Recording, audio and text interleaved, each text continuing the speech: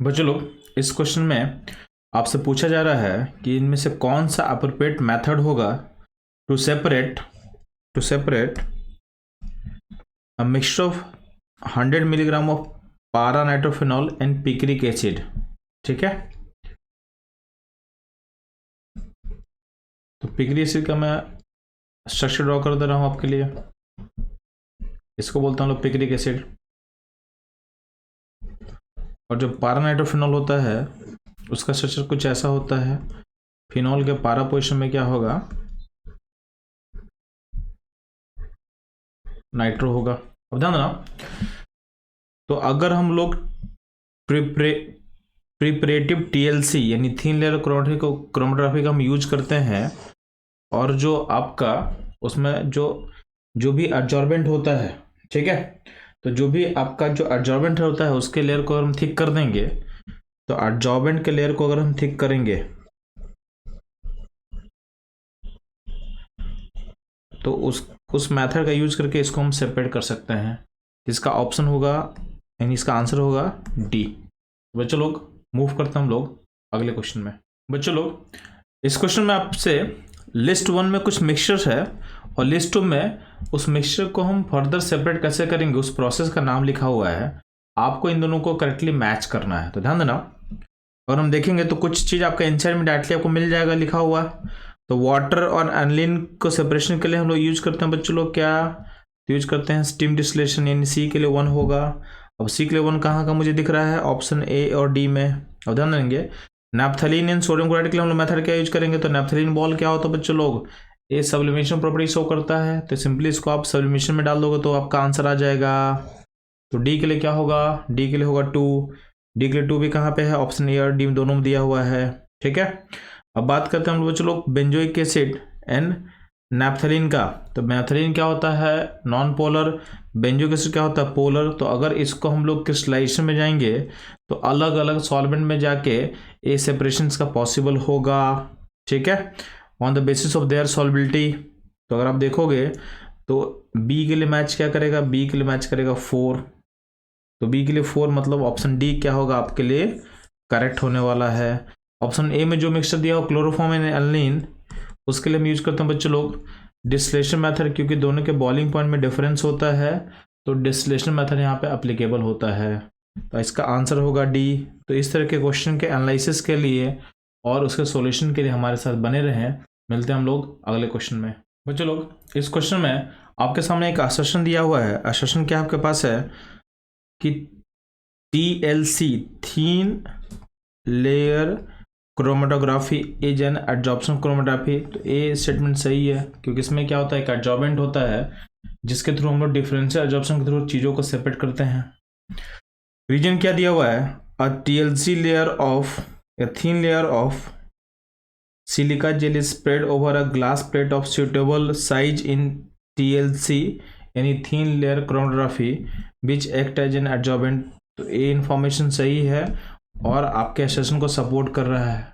ठीक है, यानी जो सिलिका जेल है वो एक्ट करता है एज एडजॉर्बिंग की तरह, जिसके थ्रू आप लोग डिफरेंशियल एडजॉर्प्शन प्रोसेस को ऑकर करवाते हो।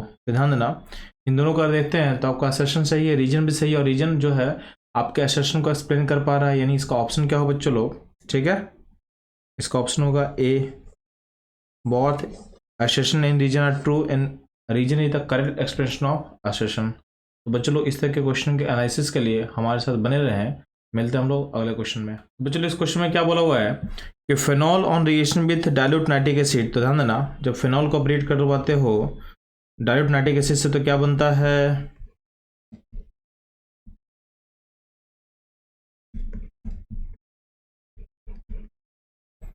तो प्रोड्यूस होता है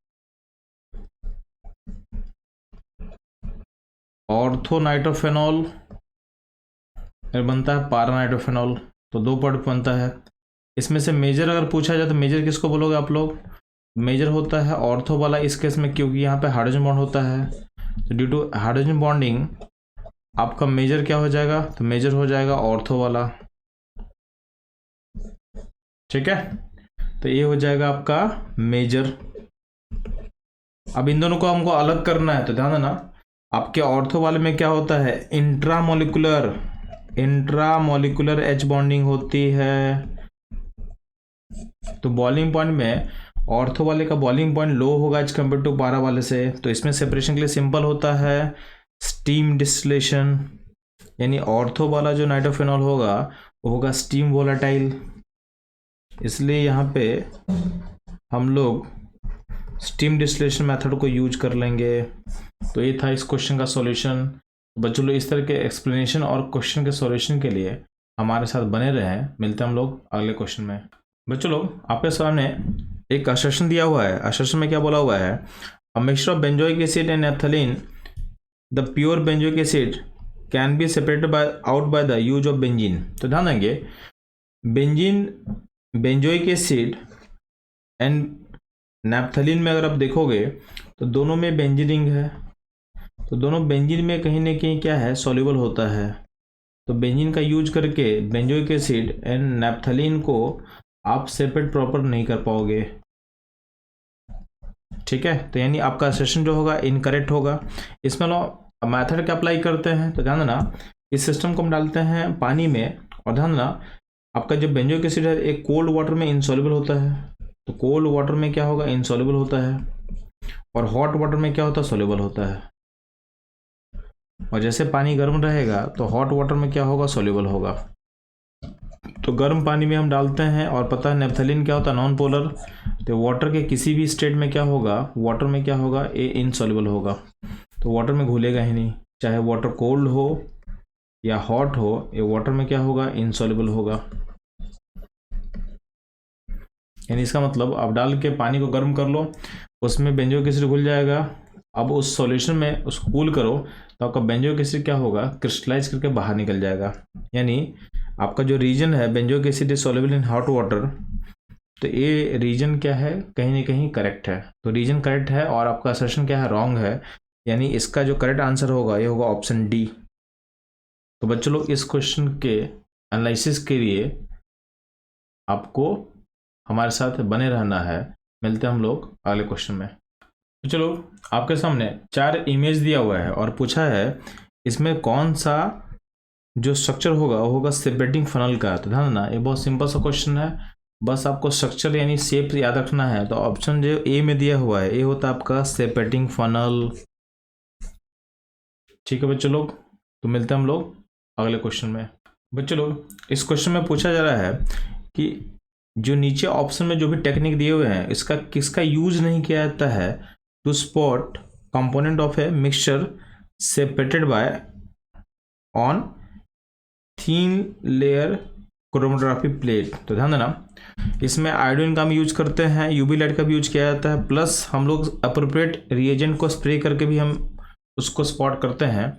तो मोबाइल फेज को एज ए कंपोनेंट की तरह यूज करके, ठीक है, यानी विजुलाइजेशन एजेंट को हम मोबाइल फेज के तौर पे यूज करके नहीं करते हैं, क्योंकि मोबाइल फेज का बस काम ये होता है सारे कंपोनेंट को क्या करना है, इजीली मूव करवाना, ठीक है।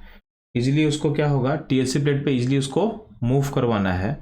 तो इसका यूज करके हम स्पॉट तो नहीं करते हैं। तो इस क्वेश्चन का जो आंसर होगा ये आंसर होगा सी। बच्चों लोग मिलते हैं हम लोग अगले क्वेश्चन में। बच्चों लोग इस क्वेश्चन में आपसे पूछा हुआ है कि आप 2 कलर सब्सटेंसेस को आप सेपरेट करने वाले हो यूजिंग पेपर क्रोमेटोग्राफी, और इसमें दिया हुआ है the distance travel by the solvent from the substance A and substance B, यानी सॉल्वेंट कितना डिस्टेंस ट्रेवल किया है, ए कितना डिस्टेंस ट्रेवल किया और बी कितना डिस्टेंस ट्रेवल किया फ्रॉम द बेस लाइन दिया हुआ है। तो ध्यान देंगे अगर हम देखते हैं तो अगर इसको आप एक पेपर मानो तो ये हो गया आपका, मान लेते हैं कि बेस लाइन, ये हो गया बेस लाइन। बेस लाइन से सॉल्वेंट यहाँ तक मूव किया है, तो ये सॉल्वेंट कितना मूव किया बच्चों लोग, ये मूव किया है 3.25 सेंटीमीटर। और यहाँ से जो ए है ए मूव किया है कितना बच्चों लोग, तो इसको हम ए का डिस्टेंस बोल सकते हैं, तो ए मूव किया है 2.08, और जो बी मूव किया है बी का मूवमेंट हुआ है 1.05 सेंटीमीटर। तो ध्यान देना क्या तो आपसे बोला है आपको रेशियो निकालना है retardation factor of A to B. तो आर एफ ऑफ ए क्या होगा बच्चों लोग? तो आर एफ ऑफ ए क्या होगा? Distance move by A by distance move by solvent. तो रेशियो क्या हो जाएगा? 2.08 divided by 3.25। Retardation factor B का क्या हो बच्चों लोग? तो बी का retardation factor distance move by B by distance move by solvent, यानी हो जाएगा 1.05 डिवाइडेड बाई 3.25। अब हम लोग को निकालना क्या है? तो हम लोग को निकालना है इन दोनों का रेशियो, यानी R F of A divided by R F of B का रेशियो निकालना है। तो इस केस में क्या होगा? सॉल्वेंट का जो डिस्टेंस है कैंसिल आउट कर जाएगा, तो अल्टीमेटली बचेगा distance of A by distance of B. Distance of A का वैल्यू कितना बचा? 2.08 और डिस्टेंस बी का कितना? 1.05। तो रेशियो जो है वो नियर अबाउट आएगा 1.98 के अराउंड। ठीक है, इसको नियरली आप क्या बोल सकते हो बच्चों? 2 बोल सकते हो। तो आपको न्यूमेरिकल वैल्यू पुट करना है, तो इसका आंसर क्या होगा? 2 होगा। तो बच्चों लोग इस तरह के इंटरेस्टिंग सॉल्यूशन के लिए हमारे साथ बने रहें। मिलते हैं हम लोग अगले क्वेश्चन में। बच्चों लोग इस क्वेश्चन में आपसे पूछा गया है कि कैरियस मेथड में अगर हम हाइड्रोजन को एस्टिमेट करने जाएंगे, ठीक है, तो आपके सैंपल का वेट दिया हुआ है 0.45 ग्राम और उसमें बोला है सैंपल से मेरे को AgBr का पीपीटी मिलता है 0.36 ग्राम। तो आपको बताना है कि ब्रोमीन का इस कंपाउंड में कितना % होगा। तो ध्यान देंगे, सबसे पहले हम निकालेंगे, आपको पीपीटी का वेट पता है AgBr का, तो सबसे पहले हम निकालेंगे मोल ऑफ AgBr। अब मोल ऑफ AgBr कैसे निकलता है बच्चों लोग? तो वेट तो पता है, तो वेट को डिवाइड करेंगे मोलर मास ऑफ AgBr से, और AgBr का मोलर मास क्वेश्चन में आपको गिवन दिया हुआ है 188। ठीक, तो वेट कितना हो गया? 0.36 डिवाइडेड बाई 188, ये हो गया मोल ऑफ AgBr। अब इस मोल ऑफ AgBr से ध्यान देना, कंपाउंड का जो भी ब्रोमीन होगा, कंपाउंड में जो भी ब्रोमीन होगा वो सारा का सारा कहाँ गया होगा? वो AgBr के पास आ गया होगा। तो अगर हम principle of atom conservation follow करें, यानी एटम को कंजर्व करें, तो हमको पता है कि जो भी ब्रोमीन होगा कंपाउंड में वो आ चुका होगा इस AgBr में। तो AgBr का मोल इक्वल टू क्या होगा? मोल ऑफ Br, यानी इसको मोल ऑफ Br से इक्वेट कर सकते हैं। तो हमको मोल ऑफ Br मिल चुका है। अब मोल ऑफ Br से हम क्या निकाल सकते हैं बच्चों लोग? वेट ऑफ Br निकाल सकते हैं। वेट ऑफ Br क्या होगा? तो मोल ऑफ Br को मल्टीप्लाई करेंगे ब्रोमीन का मोलर मास जो कि होता है 80। तो मोल ऑफ ब्रोमीन क्या था? 0.36 डिवाइडेड बाई 188 इंटू 80 कर दिए, तो ये हो गया आपका वेट ऑफ Br।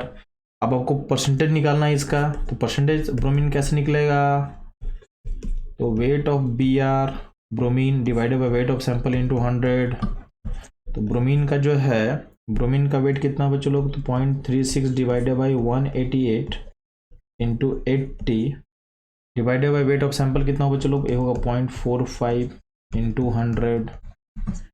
तो इसको अगर हम सॉल्व करते हैं तो क्या होगा? हमको % ब्रोमीन मिल जाएगा।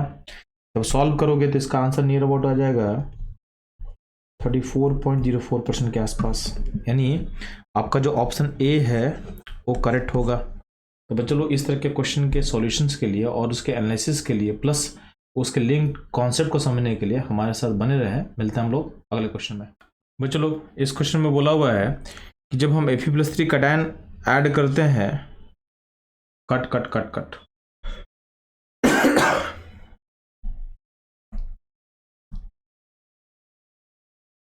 बच्चों लोग इस क्वेश्चन में बोला हुआ है कि Fe+3 cation gives a Prussian blue PPT on addition of potassium ferrocyanide solution due to formation of what? तो ध्यान देना, K4FeCN6 ये हो गया पोटेशियम फेरोसाइनाइड का फॉर्मूला। इसमें से कौन कौन सा मिलने वाला है? तो K+ मिलने वाला बच्चों लोग, प्लस FeCN6 -4 मिलने वाला है। ठीक, अब इसमें आप ऐड करते हो Fe+3, तो Fe+3 क्या होगा? इस अनायन से क्लब करेगा और आपका एक पीपीटी फॉर्म करेगा प्रश्न ब्लू कलर का, तो इसको क्रॉस मल्टीप्लाई कर लो तो क्या हो जाएगा, एफी के पास, इस एफी के पास आ जाएगा 4, और जो बचा हुआ वहाँ पर अनायनिक पार्ट है FeCN होल 6 के पास आ जाएगा 3। इसका नाम होता है फेरी फेरी क्यों, क्योंकि यहाँ पे आयरन का +3 स्टेट है और अंदर में +2 स्टेट है, तो क्या होगा फेरी फेरो साइनाइड। और इसी का क्या होता है, ब्लू पीपीटी होता है। यानी आंसर क्या होगा बच्चों लोग, इसका आंसर होगा डी। ये सिंपल क्वेश्चन था, आप लोग को बस स्टडी करना है लैसाग्नी टेस्ट, ये बहुत इंपॉर्टेंट है और इससे क्वेश्चन आने का ऑलमोस्ट कंफर्म चांस है। तो आप लोग को लैसाग्नी टेस्ट देखना है, उसमें जो भी कलर है, जो भी कंपाउंड्स है, उसको आपको थॉरली स्टडी कर लेना है बच्चों लोग। तो इस तरह के एनालिसिस के लिए हमारे साथ बने रहें। मिलते हैं हम लोग अगले क्वेश्चन में। बच्चों लोग आपके सामने एक ऑर्गेनिक कंपाउंड दिया हुआ है जिसका वेट दिया हो 120 ग्राम, ठीक है, और आपको ये बताया गया है कि इस कंपाउंड में सिर्फ C और H है, यानी कार्बन और हाइड्रोजन सिर्फ है। जब इसको कंबशन करेंगे तो कार्बन कहाँ जाएगा बच्चों लोग, तो कार्बन जाएगा CO2 में, और H कहाँ जाएगा, तो H जाएगा आपका H2O में। तो CO2 का वेट दिया हुआ है 330 ग्राम और H2O का वेट कितना दिया हुआ है 270 ग्राम। आपसे पूछा क्या जा रहा है कि इस कंपाउंड में कार्बन एंड हाइड्रोजन का परसेंटेज क्या होगा, ठीक है। तो बहुत सिंपल है, पहले हम क्या निकालते हैं, कार्बन का वेट निकालते हैं सैंपल में और H का वेट निकाल लेते हैं। क्योंकि आपको सैंपल का वेट पता है तो क्या होगा, हमको C और H का परसेंट निकालना बहुत इजी हो जाएगा। तो ध्यान देंगे, सबसे पहला स्टेप फॉलो करेंगे हम लोग, मोल ऑफ CO2 निकालेंगे। तो मोल ऑफ CO2 कितना निकलेगा बच्चों लोग, तो मोल ऑफ CO2 क्या होगा, वेट ऑफ CO2 जो कि दिया हुआ 330 ग्राम डिवाइडेड बाई 44, CO2 का मोल मास डिवाइड कर दिए। अब जो मोल ऑफ CO2 होता है वही क्या होगा, मोल ऑफ कार्बन, क्योंकि आपको पता है कि जो कार्बन एटम है वो जा रहा है CO2 में, तो एटम कंजर्वेशन अप्लाई करने पर हमको मिल जाएगा कि मोल ऑफ जो CO2 है वही क्या होगा, मोल ऑफ कार्बन होगा। तो मोल ऑफ कार्बन मिल चुका, तो अगला पॉइंट है कि वेट ऑफ कार्बन कैसे निकालेंगे, तो मोल ऑफ कार्बन को मल्टीप्लाई करेंगे मोल ऑफ मास यानी 12 से मल्टीप्लाई कर देंगे, यानी हो जाएगा 330 डिवाइडेड बाई 44 इंटू 12, ठीक है। ये हो जाएगा वेट ऑफ कार्बन। और परसेंटेज निकालना हमको बच्चों लोग, तो परसेंटेज कैसे निकलेगा, तो परसेंटेज जो कार्बन का है वो हो जाएगा weight of carbon by wait of sample into 100।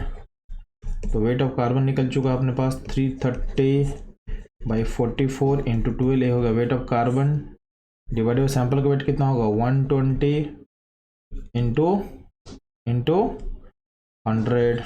तो आप देखोगे तो इसको जब सॉल्व करोगे तो ये आंसर आ जाएगा इसका 75%, यानी जो कार्बन का परसेंट निकल के आ जाएगा वो आ जाएगा 75%। अब देखना कार्बन का परसेंट 75 कहाँ दिया हुआ, बस ऑप्शन डी में दिया हुआ है, तो यानी ऑप्शन डी आपका क्या हो जाएगा, करेक्ट हो जाएगा, ठीक है। अगर हमको इसको सॉल्व करना होगा H के लिए तो उसको भी देख लेते हैं हम लोग कैसे सॉल्व करेंगे। तो जो भी हाइड्रोजन है सैंपल का कहाँ गया है, आपके वाटर में, तो वाटर में क्या होगा, तो ध्यान देना, तो आपके पास वाटर का वेट कितना दिया हुआ 270 ग्राम। तो हम क्या करेंगे चलो वाटर का पहले मोल निकालेंगे, तो मोल ऑफ वाटर कितना निकलेगा 270 बाई 18। आपको पता है कि जितना मोल वाटर का होगा उसका डबल होगा H का, तो H का मोल कितना होगा, तो H का मोल होगा इसका ट्वाइस कर दो, तो 270 बाई 18 इंटू 2 कर देंगे, ठीक। ये हो गया मोल ऑफ H। यहाँ पे कैसे कट, इसको कैंसिल करो तो 9 में जाएगा और यहाँ पे 30, यानी 30 मोल हो जाएगा। अब 30 मोल का वेट निकालो, तो वेट कैसे निकलेगा चलो 30 इंटू 1 ग्राम, क्योंकि हाइड्रोजन का मोल मास होता है 1 ग्राम, तो ये क्या हो जाएगा 30 ग्राम हो गया, वेट ऑफ H हो गया। सैंपल का वेट कितना था 120, तो परसेंटेज H कैसे निकलेगा, तो परसेंटेज निकलेगा 30 बाई 120 इंटू 100, तो ये आ जाएगा 25%, यानी H का परसेंट कितना हो जाएगा बच्चों लोग 25%, यानी आंसर क्या होगा डी अपना सही रहेगा, ठीक है। तो बच्चों लोग इस तरह के अप्रोच के लिए और इस तरह के क्वेश्चन के सॉल्यूशन के लिए प्लस इस तरह के कॉन्सेप्ट को अंडरस्टैंड करने के लिए हमारे साथ जुड़े रहे। मिलते हैं हम लोग अगले क्वेश्चन में। बच्चों लोग ड्यूरिंग हैलोजन टेस्ट हमारे जो सोडियम फ्यूजन एक्सट्रैक्ट होता है is boiled with concentrated nitric acid, तो ऐसा क्यों किया जाता है, इस क्वेश्चन का डिमांड यही है। तो ध्यान देना, हैलोजन टेस्ट में क्या होता है कि अगर आपके पास साइनाइड हो गया यानी NaCN फॉर्म किया हुआ है कहीं या Na2S फॉर्म किया हुआ, तो ये आपके प्रोसेस को क्या करेगा, हैम्पर करेगा, यानी कहीं के प्रॉब्लम क्रिएट करेगा। तो इसको डिकम्पोज करके हटाने के लिए हम लोग इसको बॉयल करते हैं विद कॉन्क नाइट्रिक एसिड, यानी इसका ऑप्शन क्या होगा, इसका ऑप्शन होगा बच्चों लोग बी। बच्चों लोग इस तरह के क्वेश्चन के सॉल्यूशंस के लिए हमारे साथ बने रहें। मिलते हैं हम लोग अगले क्वेश्चन में। बच्चों लोग, इस क्वेश्चन में 2 स्टेटमेंट दिया हुआ है। तो पहला स्टेटमेंट क्या है, इन लैसाइनी टेस्ट अगर नाइट्रोजन और सल्फर दोनों रहेगा तो उस केस में सोडियम थायोसाइनाइड का फॉर्मेशन होता है। ध्यान देना, अगर आपके सैंपल में नाइट्रोजन सल्फर दोनों है और आपका सोडियम का अमाउंट ज़्यादा नहीं है, सोडियम ज़्यादा नहीं है, तो उस केस में आपका कार्बन से कंबाइन करके SCN- आयन का फॉर्मेशन होता है, यानी सोडियम थायोसाइनाइड का फॉर्मेशन होगा। ये स्टेटमेंट क्या है, सही होता है, ये स्टेटमेंट सही है। अब अगर हमको इस आयन को से अगर S और साइनाइड को अलग करना होता है तो उसमें सिंपली क्या कहता है, इसको हीट करो सोडियम एक्सेस में, तो सोडियम फर्दर दोगे तो क्या होगा, जो सल्फर अलग हो जाता है S-2 में चला जाता है और CN चला जाता है CN- आयन में। तो सोडियम एक्सेस में हीट करने से ऐसा मिल सकता है। यानी स्टेटमेंट 2 में क्या बोला हुआ है, तो in both nitrogen and sulphur are present in an organic compound, then excess of sodium is used in the sodium fusion will decompose sodium thiocyanate to form NaCN and sodium sulfide। तो ये भी सही है, यानी दोनों statement आपका सही है। तो आपका जो ऑप्शन होगा ए करेक्ट होगा। बच्चों लोग, इस तरह के क्वेश्चन के सॉल्यूशंस के लिए हमारे साथ बने रहें। मिलते हैं हम लोग अगले क्वेश्चन में। बच्चों लोग, इस क्वेश्चन में आपके पास एक जल्दाल मेथड दिया हुआ है और उसको बोला हुआ है कि इस मेथड से जो हम नाइट्रोजन एस्टिमेट करते हैं उसका परसेंटेज एन कैसे निकालेंगे और कितना होगा सैंपल में। तो ध्यान देना, आपके पास सैंपल 0.25 ग्राम का है। सैंपल में जो भी नाइट्रोजन मौजूद होगा उसको हम कहाँ कन्वर्ट करते हैं, अमोनिया में। और इस अमोनिया को एस्टिमेट करने के लिए हम एसिड लेते हैं। तो यहाँ पे एसिड लिया हुआ H2SO4। अब इस एसिड का मेरे को चाहिए नॉर्मलिटी N1 और इसका वॉल्यूम जो यूज हुआ है V1 हमको चाहिए। तो वॉल्यूम कितना लिया हुआ है, V1 2.5 ml लिया हुआ है। तो मेरे को वॉल्यूम चाहिए था ml में, जो कि दिया हुआ क्वेश्चन में। नॉर्मलिटी N1 कैसे पता करेंगे एसिड का, चलो तो यहाँ पे इसका दिया हुआ मोलिटी दिया हुआ है। तो H2SO4 का मोलिटी अगर 2 होगा तो आपको पता है कि नॉर्मलिटी निकालने के लिए क्या करते हैं। तो आपके पास मोलिटी अगर 2 दिया हुआ है तो नॉर्मलिटी कैसे निकलता है, तो molarity into n factor, molarity होता है 2, एन फैक्टर कितना होगा H2SO4 का 2, तो हो जाएगा नॉर्मलिटी 4 हो जाएगा। तो नॉर्मलिटी जो एसिड का होगा वो हो जाएगा 4। अब यहाँ पे अमोनिया प्लस एसिड बनेगा सॉल्ट, प्लस कुछ अमोनिया जो होगा वो अमोनिया तो सारा खत्म हो जाएगा, बट कुछ एसिड जो है अनयूज बच सकता है। तो अनयूज एसिड को ट्रीट करने के लिए हम यूज करते हैं बेस, ठीक है। और बेस का नॉर्मलिटी को N2V2 बोलते हैं लोग। वॉल्यूम जो भी मेजर किया जाता है वॉल्यूम हमेशा ml में होना चाहिए। तो ये होता है जल्दाल मेथड का, मैंने प्रोसेस समझा दिया। अब जल्दाल मेथड का फॉर्मूला क्या होता है, तो फॉर्मूला होता है परसेंट निकालने का 1.4 N1V1 माइनस N2V2। N1V1 क्या होगा एसिड के लिए, N2V2 क्या होगा बेस के लिए, डिवाइडेड बाय सैंपल का वेट। ये होता परसेंट एन का फॉर्मूला। अब यहाँ पे 1.4 तो ले लिए, N1 जो है वो कितना है 4 है और V1 कितना 2.5 है। यहाँ पे बेस नहीं मेंशन किया क्वेश्चन में, तो अगर कभी बेस मेंशन नहीं किया इसका मतलब यहाँ पे बेस का यूज करने की जरूरत आपको नहीं पड़ेगा। तो यानी N2V2 को आपको क्या मान लेना है, 0 मान लेना है। जब भी बेस नहीं दिया रहेगा मतलब क्या है, बेस का नीड नहीं पड़ेगा, यानी कोई भी एसिड अनयूज बचा नहीं, ठीक है। यानी जस्ट अमोनिया और एसिड क्या हुआ आपस में फुल्ली न्यूट्रलाइज कर गया विदाउट एनी एक्सेस एसिड। इसका मतलब है बेस हमको लेना नहीं है। N2V2 के पैरामीटर को आप 0 पुट कर दो। सैंपल का वेट कितना था क्वेश्चन बच्चे लोग, ये था 0.25, ठीक। अब 0.25 है तो इसको क्वेश्चन का आंसर क्या होगा, तो ध्यान ना, ये जब कैंसिल करेगा तो 10 टाइम्स में कैंसिल कर लेगा। नीचे का 0.25 ऊपर का 2.5, 10 टाइम कैंसिल करें तो 1.4 इंटू 4 इंटू 10, ये हो जाएगा बच्चों लोग 14 इंटू 4। अब इसका वैल्यू जो निकालोगे तो क्या हो जाएगा बच्चों लोग, इसका वैल्यू जब निकलेगा तो ये हो जाएगा 56%। यानी इस क्वेश्चन का आंसर होगा 56%। बच्चों लोग, इस तरह के क्वेश्चन को समझने के लिए और उससे लिंक्ड कॉन्सेप्ट को भी सीखने के लिए हमारे साथ बने रहें। मिलते हैं हम लोग अगले क्वेश्चन में। बच्चों लोग, इस क्वेश्चन में आपके पास इन्फॉर्मेशन क्या दिया हुआ है, आपके पास इन्फॉर्मेशन दिया हुआ है कि सैंपल है 0.125 ग्राम का। इसको एनालाइज किया गया दुमास मेथड से, तो आपका जो नाइट्रोजन का जो वॉल्यूम निकल रहा है 22.78 ml निकल रहा है। अब आपका टेम्परेचर कितना दिया हुआ 280 केल्विन, और आपके पास जो प्रेशर दिया हुआ है ये है 759 mm ऑफ Hg। अब ध्यान देना, आपको निकालना परसेंटेज नाइट्रोजन, और आपके पास इंफॉर्मेशन दिया हुआ है कि वेपर प्रेशर दिया हुआ है 280 केल्विन पे 14.2 mm ऑफ Hg है, मतलब आपका सिस्टम का एक्वस टेंशन दिया हुआ है, यानी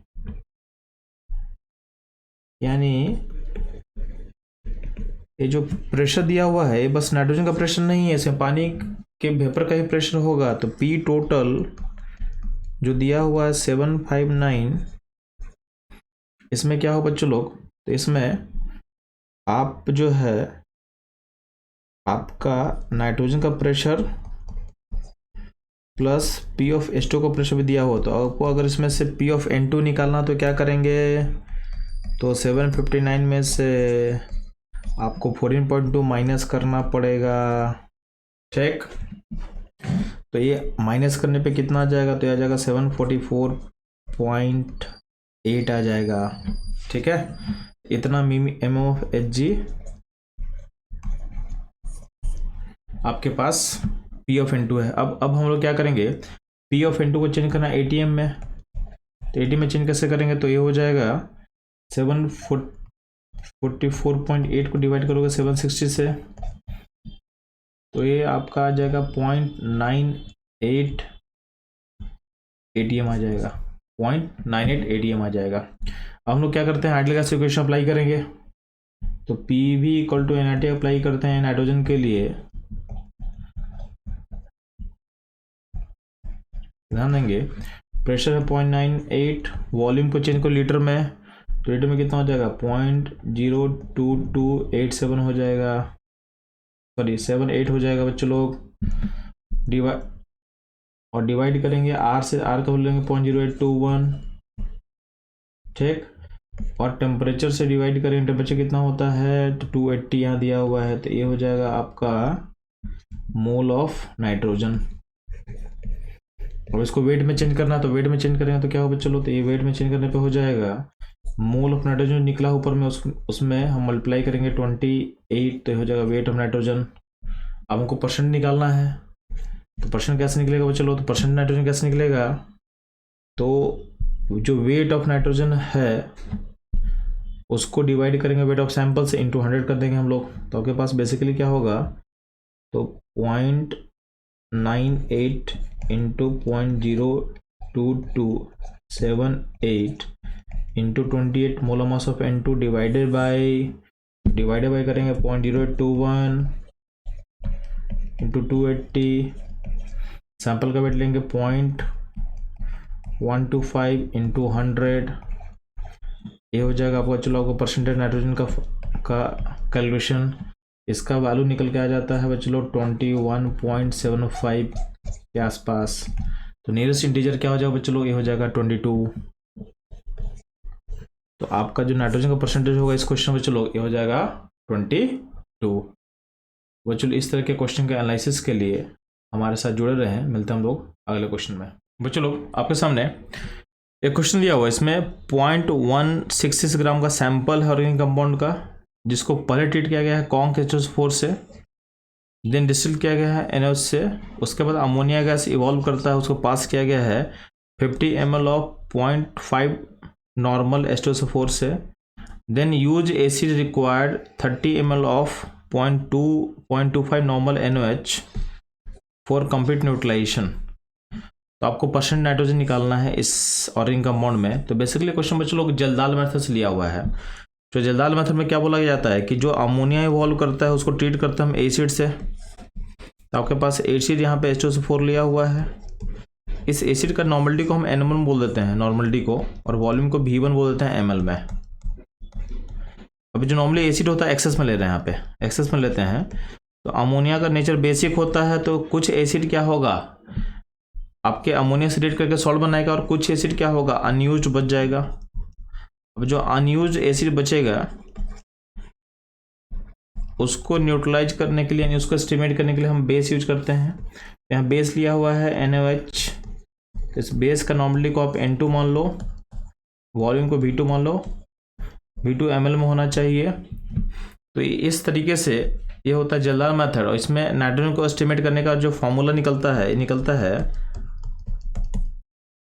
परसेंट N इक्वल टू होगा 1.4 N1V1 एसिड के लिए माइनस N2V2 बेस के लिए divided by weight of sample in gram. तो ये बेसिकली आएगा 1.4। N1 क्या होगा, तो N1 हो जाएगा आपका 0.5 है, इस क्वेश्चन में दिया हुआ है ना H2SO4, इसमें N1 कितना दिया, 0.5 दिया हुआ है नॉर्मल, ठीक है। और वॉल्यूम कितना दिया, 50। तो 0.5 इंटू 50 कर ले, माइनस N2 बेस का नॉर्मलिटी कितना दिया क्वेश्चन में, तो ये दिया 0.25 नॉर्मलिटी दिया हुआ है, ठीक है। और वॉल्यूम क्या 30, तो 0.25 इंटू 30। बाकी सैंपल का वेट कितना ग्राम में, 1.6, 1 पॉइंट नहीं है, ये 0.166 ग्राम दिया हुआ है। तो 0.166 ग्राम लिया हुआ है। अब इसको सॉल्व करोगे तो सॉल्व करने के बाद ध्यान देना आपका जो आंसर होगा, इसको सॉल्व करो तो ये आंसर नियरली निकल के आ जाएगा 63.25% के पास पहुंच जाएगा, ठीक है। तो आपका सैंपल का जो इसका न्यूमेरिकल वैल्यू होगा ये हो जाएगा 63.25%। अगर इस क्वेश्चन में अगर आपसे बोल दा कि नियरेस्ट इंटीजर क्या होता, तो नियरेस्ट इंटीजर हो जाता 63। और अगर डेसिमल भी इंक्लूड करना होगा तो आप लिखोगे 63.25 लिखोगे। तो बच्चों लोग ये था इस क्वेश्चन का सॉल्यूशन। बेसिकली क्वेश्चन कहाँ से लिया हुआ था, जल्दाल मेथड से लिया हुआ था। तो आपको सिंपली क्या करना है, आपको सिंपली इस टॉपिक को रिकैप कर लेना है और इसे क्वेश्चन बनाने में सिंपल क्या करना है, मोल कॉन्सेप्ट का एप्लीकेशन से क्वेश्चन बन जाएगा। बस थोड़ा सा कैलकुलेशन करना पड़ता है, तो आराम से कैलकुलेशन करोगे, क्वेश्चन सही होने से कोई भी आपको रोक नहीं सकता है। तो बच्चों लोग मिलते हैं हम लोग अगले क्वेश्चन में। बच्चों लोग इस क्वेश्चन में ध्यान देना, आपके पास 0.2 ग्राम का ऑर्गेनिक कंपाउंड का सैंपल है जिसको आप एस्टिमेट, इसमें आपको नाइट्रोजन को एस्टिमेट करना है यूजिंग दुमास मेथड। बोला गया है कि वॉल्यूम ऑफ N2 वॉल्व करता है STP पे, ठीक है, was found to be 22.40 ml। तो आपको प्रश्न पता करना था, ध्यान देंगे। तो आपको क्या करना है, आप निकाल लोगे पहले PV equal to NiT apply कर, तो जो मोल ऑफ N2 है उसको आप निकाल लोगे इस यहाँ से। तो मोल ऑफ N2 जो कैसे निकलेगा, तो कंडीशन STP दिया हुआ है, तो ये हो जाएगा PV/RT का रेशियो, P क्या हो जाएगा, तो STP कंडीशन पे आपका P हो जाने वाला है 1 ATM। वॉल्यूम जो दिया हुआ क्वेश्चन में है 22.4 ml।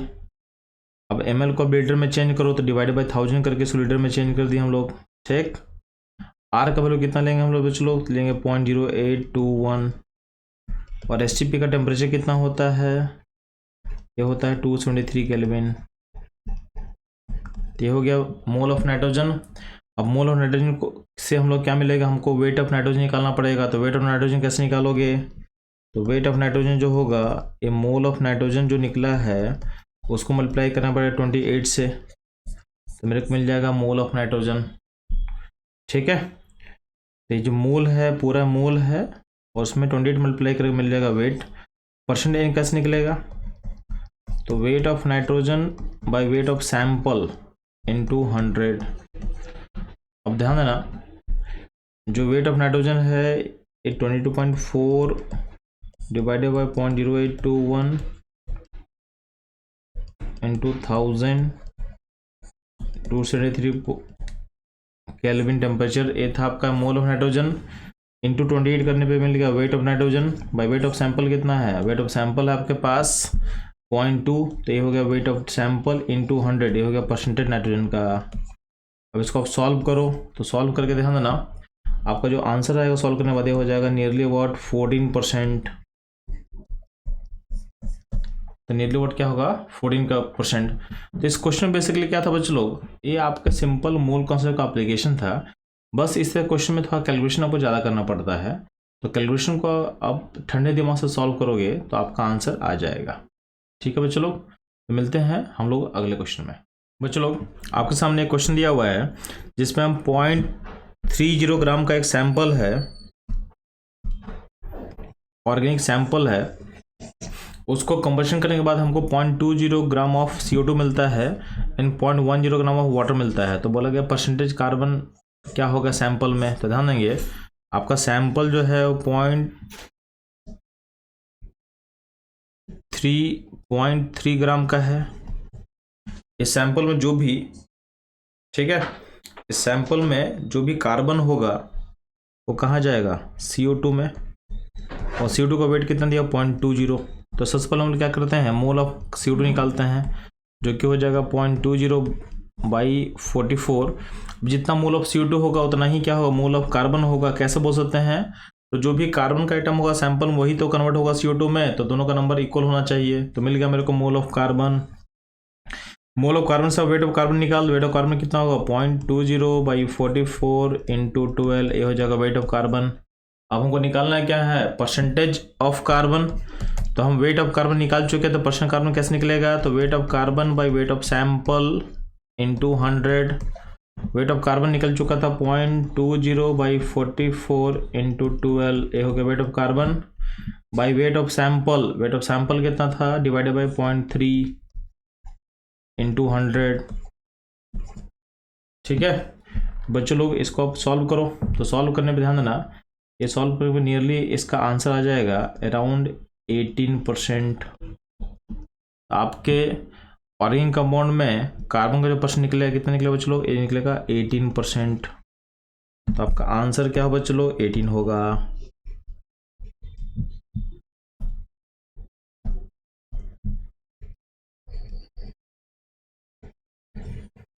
बच्चों लोग इस तरह के क्वेश्चन के एनालिसिस के लिए और उसके लिंक्ड कॉन्सेप्ट को समझने के लिए हमारे साथ जुड़े रहे। मिलते हैं हम लोग अगले क्वेश्चन में। बच्चों लोग इस क्वेश्चन में आपके पास एक कंपाउंड लिया हुआ है और बोला गया है इसके डिसोसिएशन करने पे आपके पास 7.5 ग्राम ऑफ हाइड्रोजन है, 60 ग्राम ऑफ ऑक्सीजन मिलता है, 48.5 ग्राम ऑफ कार्बन मिलता है। अब बोला गया है कि atomic masses of HONC are 1, 16 and 12 are respectively. तो बोला गया है कि ये जो डेटा हम दे रहे हैं वो कितने फॉर्मूला से, नीचे वाले फॉर्मूला से मैच करेगा। तो ध्यान ना, हम क्या करते हैं, किसी एक एलिमेंट का पहले परसेंटेज निकाल लेते हैं। जो गिवन सैंपल है उसमें से किसी एक एलिमेंट का परसेंट निकाल लेते हैं। तो पहले हम निकालते हैं परसेंट ऑफ हाइड्रोजन। तो परसेंट H कितना निकला बच्चों, तो H निकलेगा इसमें से 7.5 ग्राम दिया हुआ है H का, और टोटल वेट कितना है 116 × 100 कर दे। तो ये परसेंटेज नियरली अबाउट क्या आएगा, नियर अबाउट आ जाएगा 6.46 के आसपास आने वाला है। तो H का परसेंट कितना आ गया 6.46 के आसपास। अब देखते हैं जो भी कंपाउंड दिया हो उसमें परसेंट H क्या होगा। तो पहला वाले कंपाउंड में H कितना है, H है 4, इसका परसेंट क्या होगा H के लिए 4। बाय टोटल मास कितना होता है एसिटिक एसिड का, चलो इथेनॉइक इसका मास कितना होता है, मोलर मास 60। तो 4/60 × 100। तो ये जो वैल्यू निकल के आएगा, ये वैल्यू निकल के आता है ऑलमोस्ट 66.6% के आसपास आएगा। ठीक है, ये ध्यान देंगे। बी वाले में ऑप्शन में क्या होगा, तो बी वाले ऑप्शन में है ना आपका H 2 है, तो 2 ग्राम बाय टोटल मास कितने क्या होगा, तो टोटल मास होगा 30 का इंटू 100। तो ये भी परसेंट ऑलमोस्ट कितना, ये भी परसेंट नियरली और क्या आएगा 66.6% के आसपास आएगा। ठीक, ऑप्शन जो सी दिया हुआ है, सी बेसिकली यहाँ पे क्या है CH3OO CH3 दिया हुआ है। ठीक, यहाँ पे H कितना है 6 बाय टोटल मास कितना होगा इसका, तो 2 ऑक्सीजन है प्लस 2 कार्बन है, 32 प्लस 24 एंड प्लस 6, ये हो जाएगा 62। तो 6/62 × 100, ये जो परसेंट निकल के आ जाएगा, ये परसेंट निकल के आ जाएगा 9.67 के आसपास। और जो डी है, डी में क्या है 4 हाइड्रोजन है, टोटल मास कितना हो जाएगा इसका चलो, तो 1 ऑक्सीजन 16 प्लस 24 40 प्लस 4 H है, कितना हो जाएगा, ये मास हो जाएगा 44 × 100। ये नियर अबाउट कितना आने वाला है, तो 9 पॉइंट समथिंग, 9.09 के आसपास आने वाला है। अब ध्यान देना, इन सारे परसेंट में से आप देखोगे तो आपका सैंपल का परसेंट एच का कितना निकला था, तो निकला वो था 6.46 यानी 6 पॉइंट समथिंग। अब ये मैच करेगा ऑप्शन ए एंड बी के साथ, यानी दो कंपाउंड है जो इस डाटा से एग्री करेगा नियरली। इसका आंसर क्या होगा, जो इसका आंसर होगा 2। बात समझ में आया? इसमें से दो कंपाउंड है जो हमारे डाटा के साथ एग्री करने वाले हैं। बच्चों लोग इस तरह के क्वेश्चन के एनालिसिस के लिए और लिंक कॉन्सेप्ट को समझने के लिए हमारे साथ जुड़े रहे। मिलते हैं हम लोग अगले क्वेश्चन में। बच्चों लोग इस क्वेश्चन में आपके पास इन्फॉर्मेशन है कि एक ऑर्गेनिक कंपाउंड का सैंपल है जिसका वेट कितना लिया बच्चों लोग, इसका वेट लिया है 0.25 ग्राम। और इसमें बोला इसमें क्लोरीन है। इस सैंपल को जब ट्रीट किया गया तो सैंपल से आपके पास AgCl का पीपीटी बना है और उस पीपीटी का वेट कितना है, ये है 0.40 ग्राम। ठीक है, इस मेथड को बोला गया है कैरेस मेथड। ठीक है, तो मेथड के नाम में ज़्यादा कोई इंपॉर्टेंस नहीं है, आपको प्रोसेस समझ में आना चाहिए। बस ये पता होना चाहिए कि हाँ ये कैरेस मेथड इसको बोला जाता है। बट आपके प्रोसेस के कैलकुलेशन में सिर्फ आपको मोल कॉन्सेप्ट का यूज करना है, आपका आंसर तुरंत आ जाएगा मोल कॉन्सेप्ट से। ठीक, तो 0.25 ग्राम के सैंपल से आपका जो क्लोरीन है वो AgCl के फॉर्म पीपीटी करता है। पीपीटी का वेट है 40 ग्राम। अब इस इन्फॉर्मेशन से आपको बताना है कि percentage of chlorine present in compound क्या होगा। तो ध्यान देंगे यहाँ पे। तो पहला काम क्या करेंगे बच्चों लोग, हमको मोल ऑफ AgCl निकालना है पहले। तो मोल ऑफ AgCl कैसे निकलेगा, तो weight of AgCl divided by molar mass of AgCl। तो AgCl का मोलर मास कितना होगा बच्चों लोग, तो आपको सिंपली क्या करना है, Ag का मोलर मास पता है, Cl का मोलर मास पता है, दोनों को जोड़ देना है। तो वेट ऑफ AgCl है 0.40 divided by molar mass AgCl का कितना होगा, ये हो जाएगा, दोनों को ऐड करने के बाद हो जाएगा 143.5। ये हो जाएगा mole of AgCl। Mole of AgCl के बाद आपको निकालना है जितना मोल ऑफ AgCl होगा उतना ही मोल ऑफ क्लोरीन होगा, ये हम कैसे बोल सकते हैं, तो POAC, principle of atom conservation. क्योंकि जितना क्लोरीन था वो कहाँ गया है, AgCl के पीपीटी में गया है। तो जितना मोल AgCl का उतना ही मोल क्या होगा, Cl का होगा। नेक्स्ट हमारा काम होगा वेट ऑफ Cl पता करना। तो वेट ऑफ Cl कैसे पता करेंगे, तो mole of Cl into molar mass of Cl। Mole of Cl कितना हो चुका बच्चों लोग, तो मोल ऑफ Cl हो चुका है 0.40 divided by 143.5 into molar mass of Cl क्या होगा 30.5. ये होगा वेट ऑफ Cl। ठीक, ये होगा वेट ऑफ Cl। अब हमको निकालना क्या है बच्चों लोग, निकालना परसेंटेज Cl कैसे निकलेगा, तो weight of Cl bye weight of sample into 100। तो वेट ऑफ Cl हो चुका है 0.40 बाई 143.5 इंटू 35.5।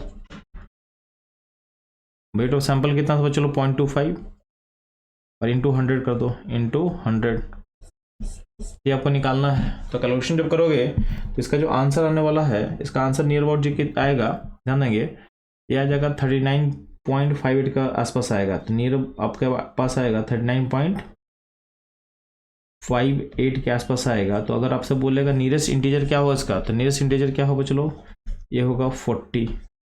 तो इसका आंसर होगा चलो 40%। क्या होगा 40%। तो आप तो ध्यान देना, ये बेसिकली जो मेथड है ये पूरा का पूरा जो कैलकुलेशन है मोल कॉन्सेप्ट पे बेस्ड है। तो आपको अगर मोल कॉन्सेप्ट में कोई दिक्कत नहीं तो इस क्वेश्चन में प्रॉब्लम नहीं होगा। हाँ, इस मेथड को नाम दिया गया कैरेस मेथड है, आपको पता होना चाहिए। क्लोरीन ब्रोमीन यानी जो हैलोजन का एस्टिमेशन होता है उसके लिए नाम यूज करते हैं हम लोग कैरेस मेथड। इस पूरे क्वेश्चन में बस गेम था कैलकुलेशन का, और चूंकि इंटीजर टाइप क्वेश्चन है तो इसमें ज़्यादा कुछ आपको स्कोप नहीं बचता है। तो कैलकुलेशन को करना पड़ेगा और कैलकुलेशन अच्छे से करना पड़ेगा ताकि आंसर डेविएट ना करे, नहीं तो सारा का सारा जो एफर्ट लगाओगे वेस्ट हो जाएगा। तो थोड़ा कैलकुलेशन पे फोकस करना है और अच्छे से कैलकुलेशन करके नियरेस्ट इंटीजर में आंसर को टिक करना है। ठीक है बच्चों लोग, तो इस तरह के क्वेश्चन के एनालिसिस के लिए और उससे लिंक कॉन्सेप्ट को समझने के लिए हमारे साथ जुड़े रहें। मिलते हैं हम लोग अगले क्वेश्चन में। बच्चों लोग, इस क्वेश्चन में आपसे बोला गया है कि आपके पास ऑर्गेनिक सैंपल है 0.492 ग्राम का, ठीक।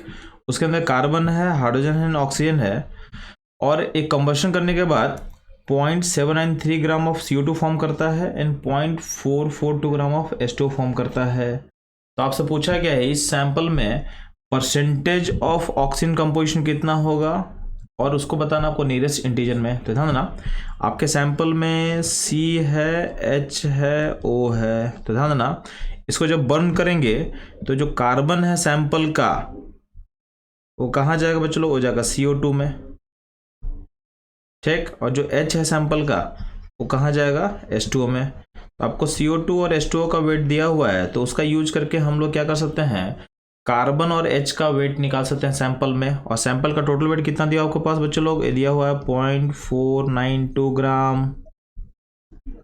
ध्यान देना, आपको पहले निकालो mole of CO2। Mole of CO2 कैसे निकलेगा? तो आपको वेट ऑफ CO2 दिया हो 0.793, तो 0.793 आपका वेट दिया हो क्वेश्चन में बाई मोलर मास CO2 का 44। जितना मोल CO2 का उतना ही मोल होगा कार्बन का, तो कार्बन का मोल मिल गया। अब हमको निकालना वेट ऑफ कार्बन कितना होगा सैंपल में, तो मोल ऑफ कार्बन को मल्टीप्लाई करेंगे मोलर मास ऑफ कार्बन से, यानी 12 से मल्टीप्लाई करेंगे तो क्या निकल के आ जाएगा चलो? ये आ जाएगा 0.793 बाई 44 इंटू 12 कर लो। तो इसको जब आप मल्टीप्लाई करके सॉल्व करोगे तो इसका जो वैल्यू निकल के आ जाएगा 0.216 ग्राम आ जाएगा कार्बन का। ये वेट कहाँ है? सैंपल में है, ठीक।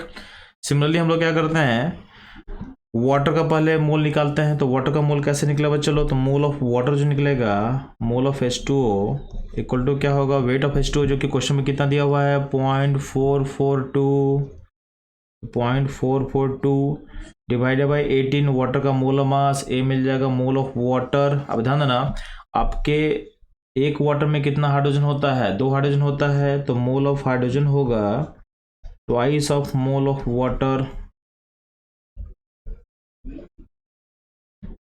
Twice of mole of water. तो यहाँ पे इसका मोल आ जाएगा 2 इंटू 0.442 बाई 18। अब ध्यान देना, हमको मेरे इंटरेस्ट है वेट ऑफ हाइड्रोजन में, तो मोल ऑफ हाइड्रोजन को मल्टीप्लाई करेंगे 1 से, यानी मोलर मास ऑफ हाइड्रोजन 1 ग्राम होता है, तो हो जाएगा वेट, यानी ये वैल्यू 2 इंटू 442 बाई 18। तो वैल्यू कितना निकल के आ रहा है? तो वैल्यू निकल के आ जाएगा 0.0491, ठीक है। तो हो जाएगा आपका वेट ऑफ हाइड्रोजन और ये हो गया आपका वेट ऑफ कार्बन। अब ध्यान ना, हमको निकालना है परसेंटेज कंपोजिशन ऑफ ऑक्सीजन। तो पहले हम निकालते हैं ऑक्सीजन का वेट सैंपल में कितना होगा, तो कैसे पता चलेगा? तो वेट ऑफ ऑक्सीजन कैसे पता चलेगा चलो? तो वेट ऑफ ऑक्सीजन के लिए होगा वेट ऑफ सैंपल जो है, अब ध्यान देना, वेट ऑफ ऑक्सीजन प्लस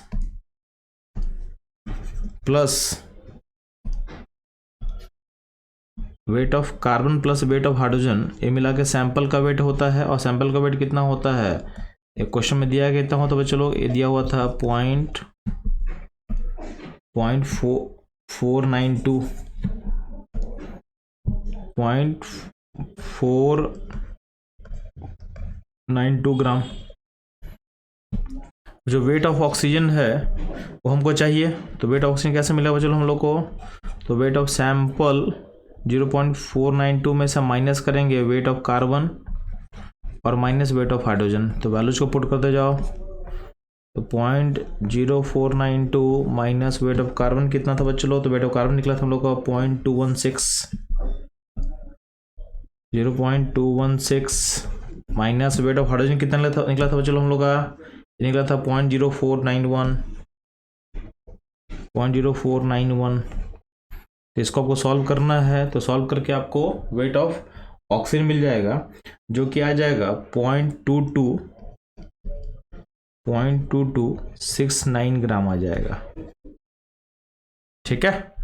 मिल गया वेट ऑफ ऑक्सीजन। अब ध्यान देना, परसेंटेज ऑक्सीजन कैसे निकलेगा? तो weight of oxygen by weight of sample into 100, तो वेट ऑफ ऑक्सीजन कितना निकल चुका बच्चों लोग 0.02269। सैंपल का वेट कितना था बच्चों लोग, ये था आपका 0.492 इंटू 100 करोगे। एक क्वेश्चन बेसिकली क्या है ना, मोल कॉन्सेप्ट का बेसिकली एप्लीकेशन है, बस थोड़ा सा कैलकुलेशन करने आपको अच्छे से आना चाहिए। तो आराम से ठंडे दिमाग से कैलकुलेशन करना है ताकि कैलकुलेशन मिस्टेक आप ना करो। और क्वेश्चन बहुत सिंपल है, ऑर्गेनिक में मोल कॉन्सेप्ट को कैसा अप्लाई करना है उस पर बेस ये क्वेश्चन था आपके लिए। तो इसका जो कैलकुलेशन के बाद इसका आंसर आ जाएगा, हो जाएगा 46.11 के नियर अबाउट आने वाला है आपके पास परसेंटेज। तो आपसे क्वेश्चन बोला था कि नियरेस्ट इंटीजर क्या होगा, तो नियरेस्ट इंटीजर क्या हो जाएगा बच्चों, तो नियरेस्ट इंटीजर हो जाएगा 46%, यानी इसका जो आंसर बोलेंगे इसको बोलेंगे 46% होगा। ठीक है, तो percentage composition of oxygen in the organic compound is 46%। आपका आंसर 46 आप बोलेंगे। बच्चों लोग ये था इस क्वेश्चन का सॉल्यूशन। तो बच्चों लोग इस तरह के क्वेश्चन का एनालिसिस और उससे लिंक्ड जो कॉन्सेप्ट है उसको समझने के लिए हमारे साथ जुड़े रहें। मिलते हैं हम लोग अगले क्वेश्चन में। बच्चों लोग इस क्वेश्चन में इंफॉर्मेशन प्रोवाइडेड है कि जल्दाल मेथड को जो हम यूज करते हैं एस्टिमेशन ऑफ नाइट्रोजन के लिए इन एनी ऑर्गेनिक कंपाउंड, जो अमोनिया इवॉल्व किया है from 0.55 gram of compound is neutralised by 12.5 ml of 1 molar H2SO4। तो आपको पूछा गया है कि इस इंफॉर्मेशन से आपको परसेंटेज निकालना है नाइट्रोजन इन द कंपाउंड। तो ध्यान देंगे, थोड़ा सा जल्दाल मेथड को मैं सिंप्लीफाई करके आपको समझा देता हूँ पहले। तो हम लोग इसमें क्या करते हैं, जो भी सैंपल होता है उस सैंपल के में जो भी नाइट्रोजन मौजूद होगा उसको हम चेंज करते हैं पहले अमोनिया में।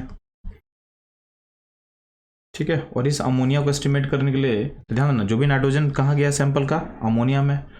अब इस अमोनिया को अगर हम एस्टिमेट कर लेंगे तो मेरा ऑटोमेटिक नाइट्रोजन एस्टिमेट हो जाएगा। जितना नाइट्रोजन अमोनिया में होगा वो नाइट्रोजन आया कहाँ से होगा, सैंपल से। तो principle of atom conservation apply करेंगे तो जितना नंबर ऑफ अमोनिया होगा उतना ही नंबर ऑफ क्या होगा, नाइट्रोजन होगा। तो इस तरीके से हम एन को एस्टिमेट कर सकते हैं। अब अमोनिया बेसिक होता है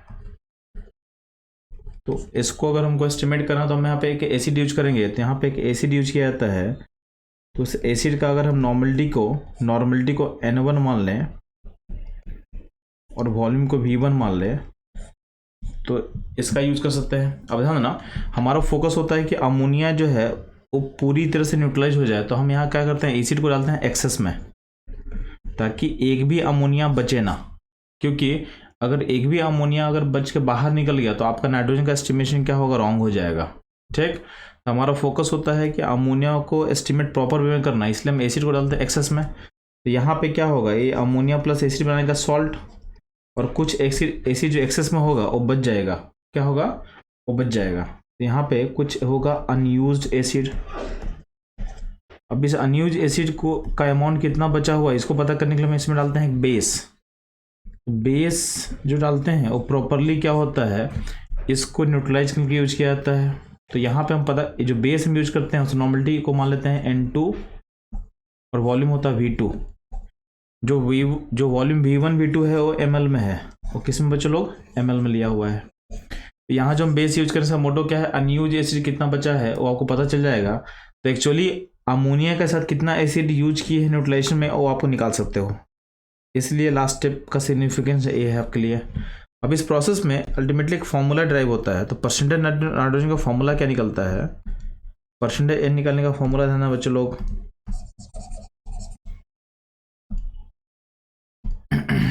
तो परसेंटेज एन का फॉर्मूला निकल के आता है बच्चों लोग 1.4 N1 V1, यानी एसिड का नॉर्मलिटी उसका volume in ml minus N2 V2।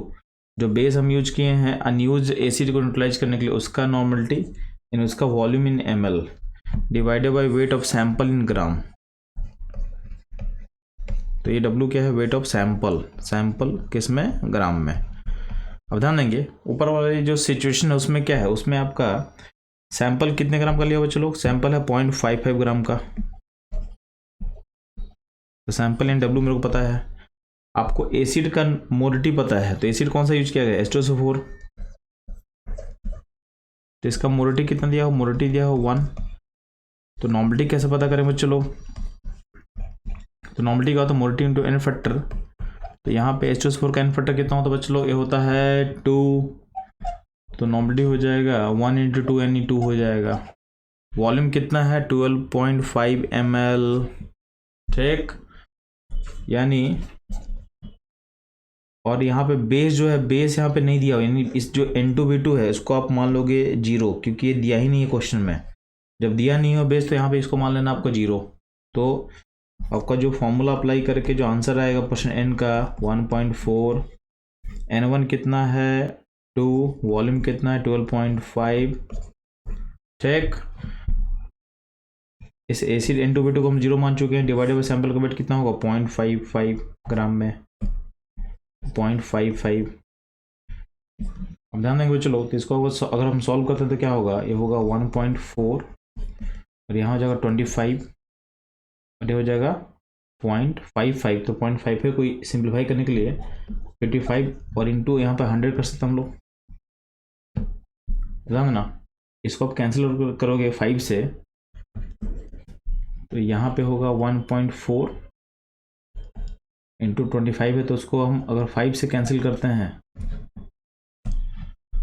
तो 5 से कैंसिल 5 होगा नीचे, 55 को क्या होगा 11 हो जाएगा और इंटू 100 है।